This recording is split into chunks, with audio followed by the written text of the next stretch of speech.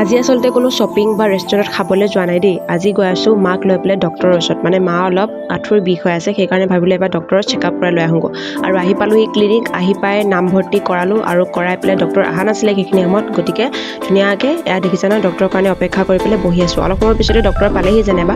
তাৰপিছত মা চেকআপ আৰম্ভ হৈ গ'ল। তাৰপিছত ডক্টৰে ক'লে ব্লাড টেষ্ট কৰাব লাগিব, এক্সৰে ৰিপৰ্ট লাগিব আৰু লগতে মানে ফিজিঅ'থেৰাপিও কৰাব লাগিব বুলি পেলাই ক'লে। সেইকাৰণে প্ৰথম এয়া ব্লাড টেষ্টৰ কাৰণে মাৰ পৰা ব্লাড লৈ আছে। চাওকচোন অটবটল টেষ্ট লয় জানো মানুহৰ গাৰ পৰা, বাৰু দেখিয়ে ভয় লাগে নহয়নে? বাৰু ভয় নকৰা সকলৰ কাৰণে কোৱা নাই, যিবিলাকে ভয় কৰে তেখেতসকলে অনুভৱ কৰিব পাৰে বাৰু। তাৰপিছত এতিয়া ফিজিঅ'থেৰাপি ষ্টাৰ্ট হৈ গ'ল।